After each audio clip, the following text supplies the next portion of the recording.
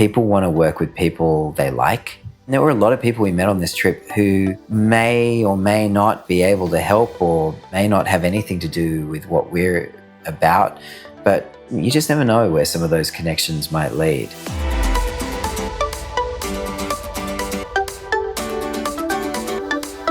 Holly, welcome to the second episode of In the Making. Welcome. So a lot has happened since the last time that we did one of these. Mm-hmm. Last time we did this, we had just found out we got into Tropfest.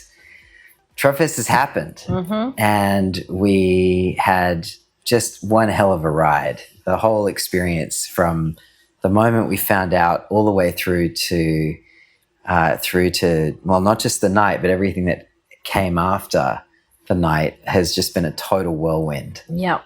So I guess just to kind of recap on a few of the things that happened. So the weekend of Tropfest, there was Tropfest Rough Cut, which was really amazing, which was kind of almost like a convention for short filmmakers with some really incredible speakers that we got to attend, which was just so inspiring. Learned a lot, heard from some absolute legends of the industry, all the while kind of running off to Centennial Park to run through how the actual night would work and do some interviews for the press. And gosh, it was a hot weekend as well. It was an absolute sweltering weekend. Yep. But thankfully the weather just like barely held out on the night. And we had just an incredible experience watching our films with 30,000 other people in Centennial Park in a VIP tent with people like George Miller and, you know, sitting, of course, near the judges who included Margot Robbie and, unfortunately, James Cameron, who we bleeped out of the last episode. We couldn't talk about who he was.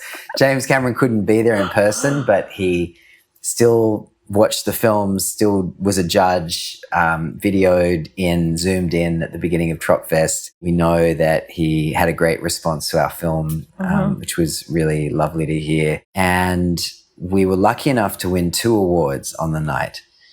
The first award, one of the awards that we won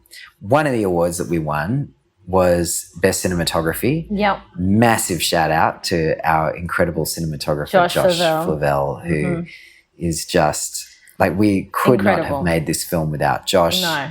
He's been instrumental in making it happen from the very beginning. From the very beginning, yeah. Not only that, but he's like a brother to me. You know, we've made a lot of films together, going back to film school. I think he's shot like maybe 80% of the stuff that I've made. Yep. And so just to see Josh get that kind of recognition was incredible. Yeah, so talented. Very well deserved. And then we also won the Tropfest Runway Career Acceleration Award, Tropfest Runways. I was lucky enough to receive that along with Leanne McCassie, who actually won Tropfest with her film Crescendo. And that was a huge honor. The award is essentially a year of career mentorship from the Motion Picture Association of America, the MPA. I don't know if when you're watching like a feature film, you might see at the very end of the credits that MPA logo. Yeah. Basically, the MPA is an organization that represents the 7 major studios, maybe soon to be 6 major studios in Hollywood. They've got interests all around the world, and we're very grateful that they chose us along with Tropfest to be the recipients of Tropfest Runways. So essentially what that prize meant was a year of career mentorship from the MPA and from Tropfest, from John Polson, and 2 trips, not one, but 2 trips to LA, one of which they only let us know about like right before Tropfest. And because we won, it meant that we were leaving. The Tropfest was on Sunday. We left for LA on Wednesday. We only decided that you and Indy were coming like 24 hours before. Yeah, before. It was a really hard decision too. Like, I was not sure whether to come or not. The biggest thing was just like babysitter. Like, you know, if I was going to come to these events, who was going to take the baby?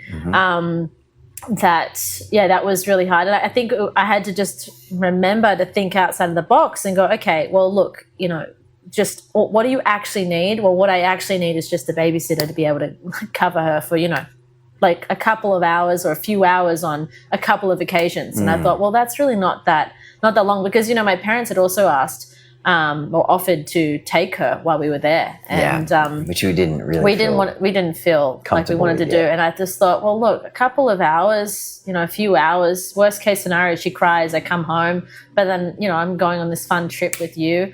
I think I'm really glad I made that decision. Yeah, I'm really glad you guys came. And Indy was actually really easy. She was phenomenal. We had a few hiccups that, like, Qantas lost our pram and none of them were her. No, none of it had to do with her. It was all other. She was hiccups. I actually think I had more fun with her on that trip than I do just like on a normal week at home. I actually think even not having the pram was kind of great because we just had her in a carrier on our side the whole time. And she loved it. She was like so close to us. She's like a little koala. She just like cuddles you from the side. She's a huge extrovert too. Yeah, and she just loves being on you all the time. So so it was actually really fun, and she slept both ways on the flight for like 9 hours. And even on the flight from LA to Las Vegas, she just slept on the way there. That's right. And I'm pretty sure she slept on the way back. I was just like, is this really going to happen right now? You actually going to fall asleep? So, I mean, we should tell people like what the trip actually entailed. It was this particular trip. Really, it was only an add-on at the very last minute, and essentially it was completely for networking. We went to two big events. The first was the G'day USA event in Los Angeles that's put on by the Australian Embassy over there, and they were honouring some very like well-known Australians like Ian Thorpe and Yvonne Stravosky and Millie Alcock, and it was just an amazing night. We went with John. We got to spend a bit of time with him right before the event. Leanne was meant to come on the trip, but for various reasons she wasn't able to. And then they offered the place to Nikki, who won third place, and she wasn't able to come. So then Catho D'Souza, who made this amazing horror film for Tropfest, was invited like with 4 hours notice, and all of a sudden Kath was on the trip with us. Yeah. And so we had so much fun with Catho. And so there we were like at this gala event, this black tie gala event. Yeah. Being, introduced by John to people like Sarah Murdoch as we walk the red carpet, and being interviewed by Richard Wilkins. Sarah Murdoch, of course, is one of the people responsible for getting Tropfest back off the ground. Yep. And we were sitting at the Channel 9 table with all of the Channel 9 and Stan team, who could not have been more lovely.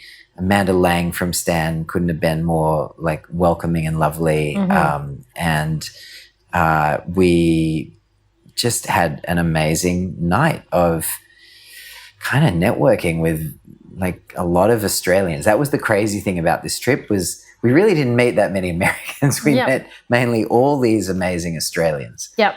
Yeah, that's true. Especially when we went to the NRL, which we'll get to. That was the next crazy part of the trip. So we only had like, less than 48 hours in LA? I think so. I think it might have been, was it 2 nights or one? It was two nights, but it was like... We got in quite late on the first night. We went to Trader Joe's. Went straight to Trader Joe's to get supplies. Had dinner at my old favorite diner, Swingers. Yeah, that was so fun. Yeah. I had terrible hay fever that night. Don't know why. Should have taken the antihistamine. That's right. Regrets. But got to show you around like my old stomping ground. Yeah, I used to live in LA for a couple of years, so and then showed you Larchmont the next day. I loved Larchmont. Yeah, loved Larchmont. Yeah, and Chateau Marmont as well. And had a drink at the chateau. That was amazing. And then the event was that night, and then literally the next morning we were on a plane to Vegas, baby. Yep. Yeah. Vegas for like another just insanely crazy event. We were there for the NRL games being played in Las Vegas, because Peter V'landys, who is the chairman of the NRL, is also the chairman of Tropfest now, and also really responsible for getting Tropfest back off the ground. And he very kindly invited us to this NRL game John, Catho, and I spoke on a panel at a thing called Ozfest, which was pretty surreal because it was just like us talking to a room full of Australians in NRL jerseys. Yeah. And at the Hilton in Las Vegas. Then the bag check definitely made you realize where you were. The bag check? Yeah, they checked my bag for guns and things like weapons. Yeah. I was like, Ah. So you know you're in America. Yeah. And then we went, and then the next day was the NRL game. And that was insane because we got onto these buses, taken to the stadium with a police escort, like a presidential motorcade style escort. It was insane. I don't know quite why. Apparently it had something to do with the referees being on one of the buses or something. Came down into the players' entrance. We walked out onto the field, which was crazy at this stadium in Las Vegas. And then into the chairman's room, which was like this huge room on the side of the field with a bar and food and buffets. And again, just all of these VIPs from Australia, which was just crazy. Like I kept just spotting people going, oh my God, that's such and such. And then at some point, Peter V'landys said to us, he was like, come on upstairs. We're going to the box. And took us up in an elevator to his chairman's box. And like literally, who was the first person I saw as we entered that room? But like James Packer. And, there were just all of these, Joe Hockey was in there at one point, the former treasurer of Australia and ambassador. And we met the editors-in-chief of the Australian and the Telegraph and just all these amazing people while we watched these games. And ended up having to leave, I think, after a few hours in both times. You had to go back to rescue Indy, who was starting to have a meltdown. I think she lasted like 4 hours. I think it wasn't like too... Yeah, she did really well, actually. Yeah, 3. I think they messaged one of them. I think the Las Vegas one she had messaged me after 2 hours, and I was like, yeah. But anyway, look, I'm so glad I got to come. Totally. It was just, you can still think of ways to make these things, especially if you have a child. Or wasn't cheap, those babysitters, those last minute babysitters, but worth it. Yeah. And just the networking was incredible. And I think the best thing that came out of the trip was, first of all, meeting some like the heads of some streamers who seemed very interested in what we were up to. Yep. I reconnected with someone I've known for a long time who's actually worked his way up at Netflix. And, we're catching up later in the year. And then, of course... getting to know John. Yeah, just some time with John Polson, who has just got some incredible stories, incredible experiences.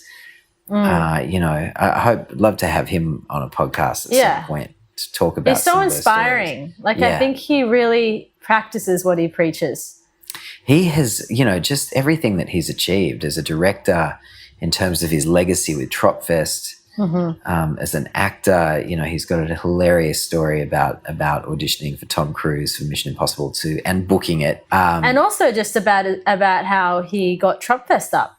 And how that all became and the kind of obstacles he had to face to get it, to get it up. Yeah, and to just get it to figuring be what it out today. One step at a time. I think the thing I love the most about John is that he thinks outside of the box. Because I think we like to, we like to do that. But I think he definitely does it on like another level that I didn't even, there were things that just didn't occur to me that, could be a possible avenue. And he's like, it's just what I, of course. Just what I do.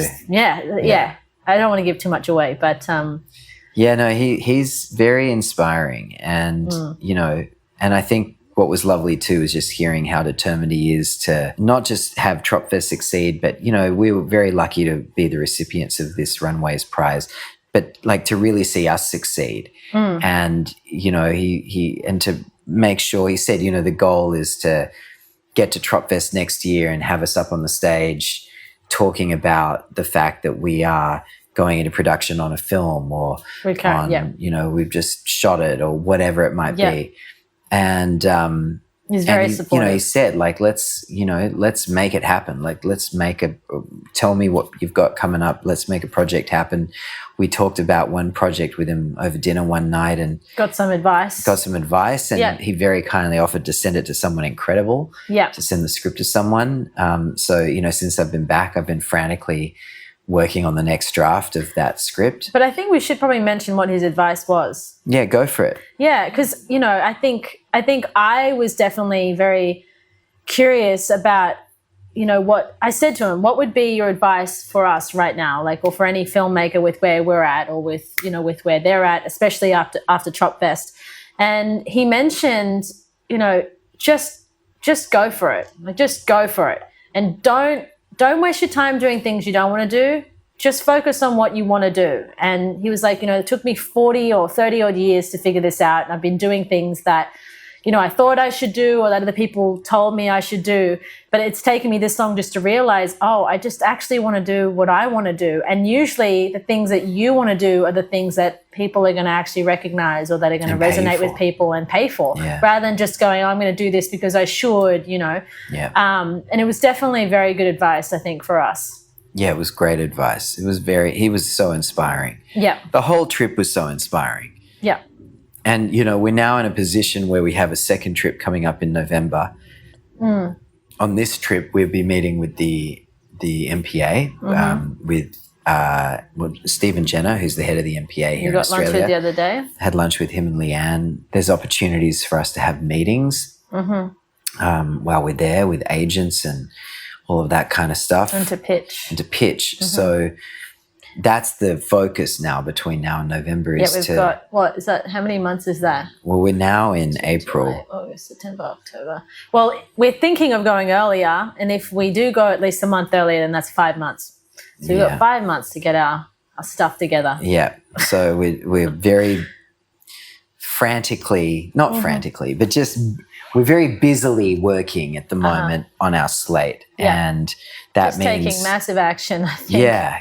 Getting the feature film that I've already got written polished, the other film that we've raised some money for, getting the next draft of that done. And then we're also beginning to develop a feature version of our short film, of our Tropfest winning short film, which I didn't mention. Once we got back from the trip, we then found out that we had won the People's Choice Award. Yeah. Which happened like a couple of weeks after Tropfest. Yeah. And that was open to voting, and we were actually really thrilled. On the night we could tell that we had a very strong response from the crowd. We could literally hear the crowd cheering in the VIP tent. It's like key moments in the film, which was so exciting to hear.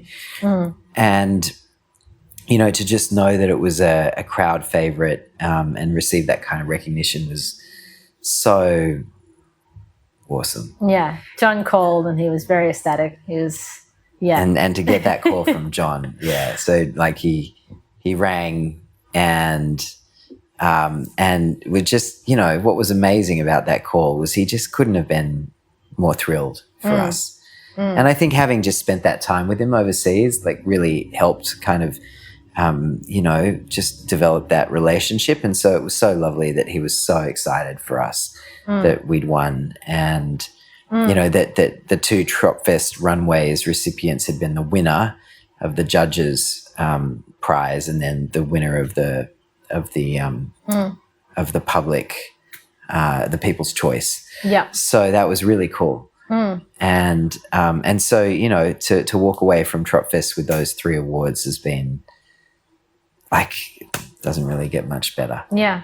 I mean, I'm curious as well, like, for filmmakers out there, there's this whole kind of idea around networking.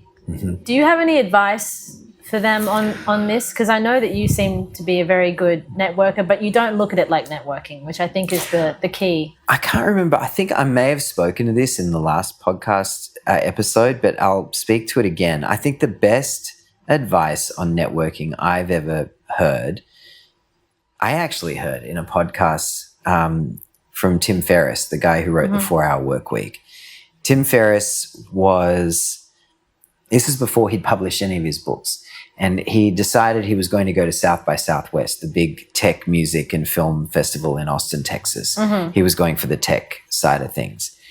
And for anyone who hasn't been, or doesn't know what South by Southwest is, it's an incredible festival. Like the first few days that you're there, it's like all of Silicon Valley arrive, and they have this amazing conference on the future of technology and AI and computing and everything else. And then it turns into a film festival, and you end up with like the who's who of Hollywood arriving and all of these film premieres and TV show premieres. And then it becomes a music festival. And, whoever you're listening to on the radio next year, chances are they're all performing at South by Southwest the year before and making a name for themselves. And so he went for the tech side of things, and he said he wanted to see if he could network so that he would never have to network again. And he decided that he wasn't going to try to meet the most important person in the room, because usually everybody was going to try to meet that person. He said what he decided to do was to just see if he could talk to whoever happened to be standing next to him at any given time, or sitting near him or sitting next to him at one of the events. And he said, and my goal was just to talk to them like they could become a lifelong friend. That was it. I wasn't trying to get anything out of them. It didn't matter if they had anything to do with the industry I was interested in or not. My only goal was to see if I could get to know them like they could become a lifelong friend. And as a result, he said he ended up meeting a woman at a Starbucks one morning as they were getting their morning coffee before the festival, and she had nothing to do with anything he was interested in, but they just started chatting while they were drinking their coffee. She was sitting at the table next to him, and they chatted for about 45 minutes, and they got on really well, and they exchanged contact details. 3 years later, when Tim Ferriss was trying to get his first book published, it turned out that her husband was in publishing, and she opened that door for him, and the rest was history. Yeah. It's kind of like what Daniel Kaluuya says, right? Well, Daniel Kaluuya had this great piece of advice that about making stuff, about looking at the people around you rather than always trying to look above you, or that's it. Trying to approach the people above you, and rather than doing that, just actually look around you and go, okay, who have I got around me who I can network with and actually create opportunities with? I think that's a great piece of networking advice too. That, there are always these gatekeepers above you. Yeah. And often, I think especially for people in the film business or for actors, you're constantly looking at those gatekeepers, thinking about how you can get through the door with them. Yeah. But Daniel Kaluuya's advice was just that, right? Just look at who's around you in your circle, who's interested in doing stuff, who wants to collaborate, who wants to make something happen. I think we're thinking about that too as well, like with our film, instead of just waiting to get approval from, a financer or from a streamer, just to actually just make it. I mean, because you had one of your friends who just went to, was it South by Southwest, where they sold a guy I went to film school with, Adrian Chiarella, just made his first feature, a horror film called Leviticus, and it just premiered at Sundance and sold to Neon for 7 figures. And didn't he make it first? Did he make it? Well, they made it. He made it with Causeway. Causeway, who made the Philippou Brothers films, Talk to Me and Bring It Back. But they didn't have a streamer on board from the beginning. They don't. Not that I'm aware of. No, I don't think they had a streamer, or they didn't have distribution yet. They made the film, and then they sold it at Sundance. So I think that I think. And it sounds like it's an amazing idea for a film. It's a great concept. It's horror. Yep. There's a lot of demand for horror right now. And he's found a really unique spin on the genre as well. It's about gay conversion therapy. That just horrendous process that a lot of young people have been exposed to in the past. He's found a horror angle for it, and it just sounds like an incredible film and it has just gotten incredible rave reviews out of Sundance. Yeah. And I think, where did it just go to as well? I think it's just been to, it went to South by Southwest. Yep. Yeah. Yeah. I mean, I think as well, like if you think about the rebate you get here, that's already 40%. So if you can kind of come up with that initial sum, but also if you can get people to reinvest, then you really don't need that much. You know, if you can try and make a $1 million film or something and make it contained, I think it's just like having that permissionless, you know, ability to just make something without needing anyone else. Yeah, definitely. I think that it's also good to be strategic. Yeah.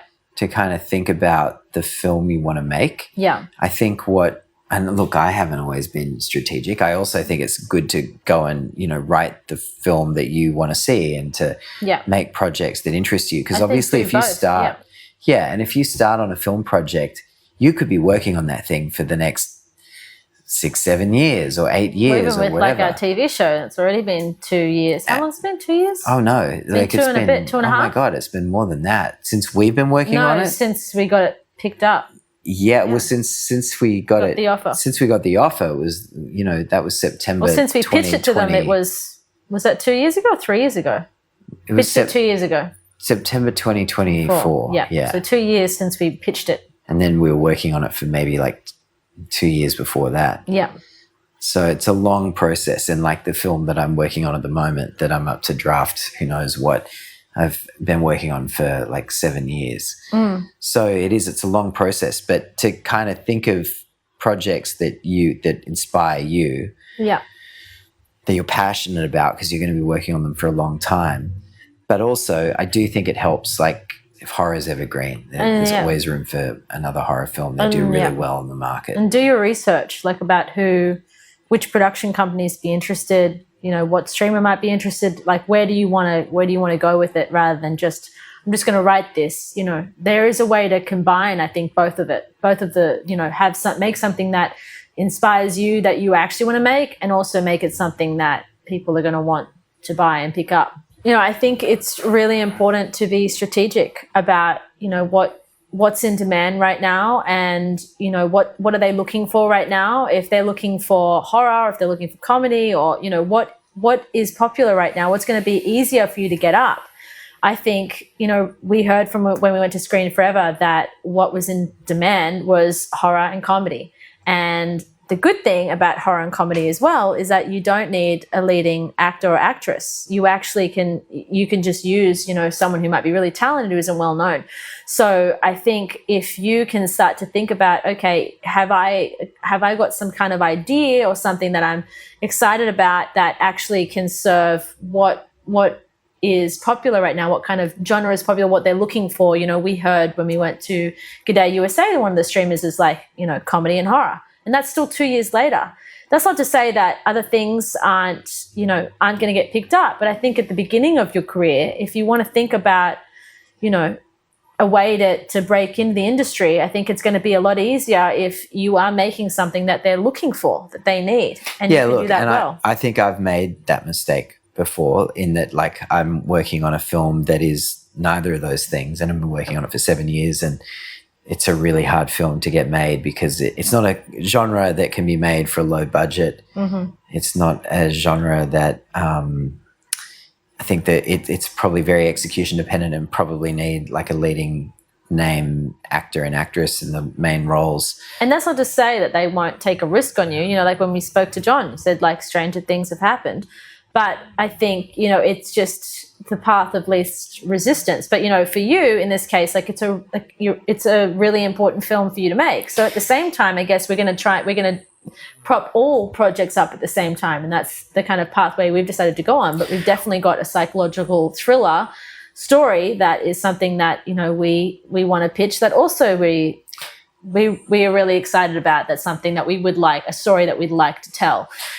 Yeah. And look, if we lent more into horror, we'd probably have an easier time making it. You get kind of conflicting advice about this. Like, there are people that say, like, look at what is actually getting made and make that. Mm-hmm. Other people are like, don't worry about that. Just write what you what you want to, what you would want to see. That's right. Yeah.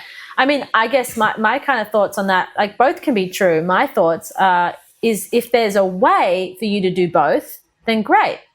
And if not, then don't. Like, just do what you want to make. But if you're going to be writing a horror film that you're like, oh my gosh, I do not want to do this. If it's not your genre, don't do it. Then don't do it. But if it kind of it excites you and it kind of sets some kind of parameter that can make you go, oh my God, I like this is makes you feel excited, then I would definitely do that. And I think it's useful too to think about what you can do within the constraints of the budget that you might have, like ironically, the film that we're talking about of mine that's, could be made for a lot of money. Initially, I was thinking it could be really contained. And then as I started writing it, realized it couldn't. But if you can begin to think about what can you do with a minimal cast and minimal locations and for a minimal budget. And, I definitely have thought that way in the past on short films. Thought about that way with Project Hourglass. Yeah. Thought about that way with my short film Emily. What's one location, minimal actors. You thought about that with that feature film. Thought about that with our other feature. Yeah. And then work within those constraints and hopefully let those constraints inform your creativity. I think that's like one of the best lessons I learned at film school. Yeah. Like with one of our feature films, we've got one feature film that could potentially be highly commercial and that could potentially be a franchise. We've got, the one that's so important to you as well that is, the story that you really want to tell, but that's, more of it's harder to make. It's sort of sitting between a disaster film and an indie drama. Yeah, that's right. But, it potentially could be, Oscar bait. And then we've got our other film as well that could potentially be, it still could be commercial. And then our other film is a genre film. It's a psychological thriller, which is in hot demand right now. It's always in hot demand. Yeah. It's a film that we could easily make as a first feature, and it could do very well commercially. And then we have our TV show. Yeah. Which is a comedy. That could potentially be very global, and that's how we wrote it. We wrote it with a global commercial appeal. Yep. So, I think with all these projects, we are definitely thinking like commercial, but we're also thinking about, well, what's something that is really important to us as well. So we've got some, well, they're all important to us, but we've got some that are, that are definitely going to be commercial. And then we've got some that are very meaningful and are artsy kind of films.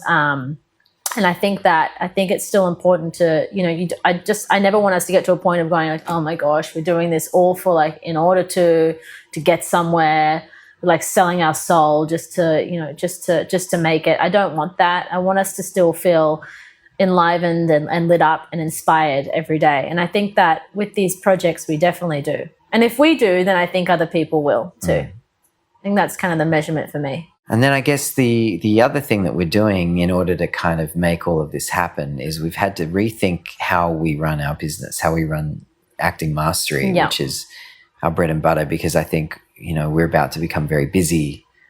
I'm already very busy. I think I could get even busier. We know that you are going to get busier. We're potentially going to be writing on the TV show any minute. We're going to be doing that in maybe in like a month. I don't know if we mentioned, but we also just had a meeting with the two production companies that optioned our TV show because they've found another writer, which was part of the provision of optioning this to them, was that they bring on another writer to help get this show across the line with streamers. So, but they've been amazing. They've been very collaborative in terms of who they're willing to bring on and making sure we're happy with them. So we had a kind of a matchmaking meeting with the writer just last week, which was great. It actually went really well. And I think that writer, who's got a bit of a profile, he's actually a Tropfest winner. He's been involved in a very big feature film. He looks like he will be the person that we will collaborate with on this TV show. And we seem to be pretty aligned with him. Yeah. In terms very aligned. Yeah, in terms of what we want the show to be. Tone, the location. Global impact. Yeah. Yeah, the characters. Commerciality. So I think, so anyway, that's very exciting because if that all happens, then I think we could be writing on the TV show in the next few months. Yeah, the next month or two, maybe the next month. We just don't know. And at this point, we're like, okay, we've got to free your time up. Really, well, also just to give you some context of how it kind of works on their end, the production company's end. Even with a great idea, they can't get that show over the line with a streamer unless there's a team on board that the streamer has some confidence in. They feel that we need to have a finished, or at least a really well-developed pilot, which we have a pilot and we have a pitch deck. They want us to rewrite the pilot in conjunction with this other writer we always knew our version was too long, but to really just make it undeniably good and make sure that it gets over the line with the suggestions that they've had about characters. Yeah.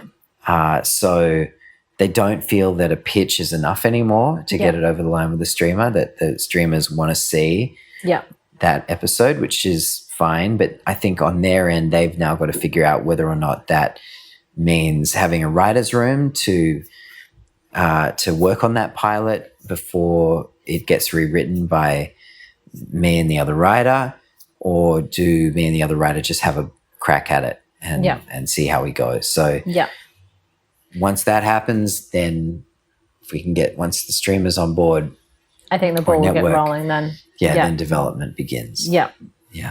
So I mean that could happen in 4 to 6 weeks, could happen in 8 weeks, but I mean it's happening. At this point it's happening. Part of what we need to do at the moment is free up some time, especially with the business, with Acting Mastery. I certainly don't want to let Acting Mastery fall by the wayside, because God knows we've spent so much time and energy building this school and building its reputation, and I love being able to give back, and I love being able to teach. So we're looking at how we can also expand its reach, and we're looking to also, in addition to having the in-person classes, to turning Acting Mastery into an online platform for actors that will be able to potentially service actors from all over the world.